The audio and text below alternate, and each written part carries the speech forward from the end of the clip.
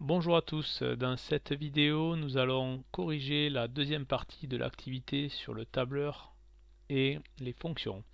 Donc il s'agit d'utiliser une formule, donc nous allons exploiter le tableur pour faire des calculs avec cette formule. La formule est la suivante: on choisit des nombres n, on va mettre ce nombre au carré, puis retrancher le nombre et ajouter 11. Donc on va créer déjà une série de nombres qui va aller de 1 en 1. On va sélectionner les deux premières cases de la série, puis on va effectuer un tiré-glisser. Pour cela, on va aller dans le coin inférieur droit pour transformer le curseur en croix noire et étirer vers la droite. On va aller jusqu'à 7, 8 dans un premier temps. Ici, on va créer notre formule. Donc les formules, ça commence par le signe égal pour pouvoir dire au tableur de calculer. Donc on veut prendre le nombre, le mettre au carré. Pour la mise au carré, on peut utiliser soit même. Ensuite, on retranche le nombre, puis on ajoute 11. Voilà une première possibilité. On peut aussi sélectionner la case et utiliser l'accent circonflexe. Il nous en faut un seul. Donc indiquer donc la puissance 2, l'accent circonflexe qui permet d'avoir donc la puissance 2. Puis on retranche le nombre et on ajoute 11.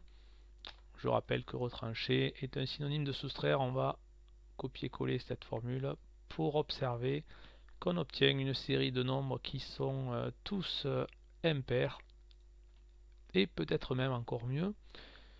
Donc ici on vous demande de préciser en fait les nombres qu'on obtient là dans la série jusqu'à 8 en particulier, ce sont des nombres premiers. Ils n'ont que deux diviseurs, donc le nombre et 1. Ils sont donc pas décomposables autrement que 17 par exemple, c'est 17 fois 1.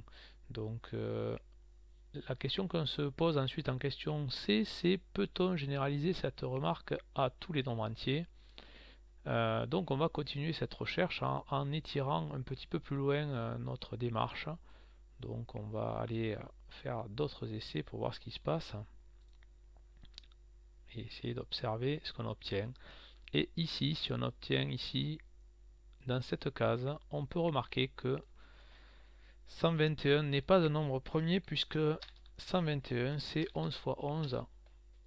Donc ce nombre n'est pas un nombre premier. Voilà le constat qu'on peut faire. Donc en fait, la conjecture qu'on avait effectuée sur les 8 premiers nombres n'était pas exacte. En fait, cette formule ne donne pas à chaque fois un nombre premier. Voilà pour la conclusion de cette deuxième partie. On va en profiter pour traiter la troisième partie. Dans la troisième partie, il s'agit donc de résoudre une équation à l'aide du tableur. Donc l'équation est la suivante: 5x au carré moins 11x moins 8,4. Et on cherche à savoir quand est-ce que cette équation donne un résultat nul. Donc il va falloir, on va utiliser le même principe, on va mettre les x, on va mettre la formule en dessous et on va donc chercher quand est-ce que cette formule donne un résultat nul. Donc c'est parti, nous allons tester les nombres. On va commencer de manière plus large puisque là on cherche plusieurs réponses sont possibles. On va démarrer entre moins 10 par exemple, je prends un pas et je vais aller de 1 en 1 pour commencer ma recherche. Peut-être que j'aurai besoin de plusieurs tableaux, on va voir. Donc ici je génère la formule, donc je dois faire le nombre 5 fois le nombre au carré, donc la case fois la case pour aller moins 11 fois la case moins 8,4. Voilà la formule. Cette formule, on va l'étirer sur toute la longueur et donc on va chercher à savoir quand est-ce que cette formule va donner un résultat nul. Et pour l'instant, on peut observer qu'on obtient ici dans cette zone on obtient 7,6 et que pour le nombre 0 on obtient moins 8,4. Donc on peut se demander si on n'aurait pas une possibilité ici, dans cette zone. Je vais la mettre en couleur. Peut-être qu'il va falloir affiner et chercher un nombre entre moins 1 et 0. Pour cela, on va reprendre le tableau. Ce coup-ci, je vais partir de moins 1 et je vais aller diminuer le pas. Je vais faire de 1 dixième à 1 dixième. Donc entre moins 1 et 0 pour essayer de trouver une possibilité. Je copie-colle la formule et on a trouvé une première réponse ici.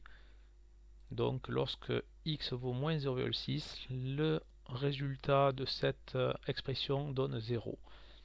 Comme il y a un x au carré, on peut se dire qu'il y a certainement deux solutions. Donc je vais recommencer et essayer d'aller parcourir un petit peu plus loin. Tout à l'heure, ici on peut observer que dans cette zone là aussi il y a un nombre négatif. Pour 2 ça fait moins 10,4 et pour 3 ça fait 3,6. Donc on peut se demander s'il n'y a pas une réponse entre 2 et 3. Je vais aller faire un pas de 1 dixième. On va arriver jusqu'à 3. Et je copie-colle la formule pour voir ce que ça va donner. Et on trouve la deuxième réponse ici. Donc voilà, grâce au tableur qui a fait les calculs très rapidement, nous avons trouvé les deux solutions de l'équation qui sont donc moins 0,6, hop, attention, moins 0,6 et 2,8. Voilà, la séquence est terminée. Si la vidéo vous a plu, n'hésitez pas à vous abonner, à mettre un petit pouce. Merci, à bientôt, au revoir.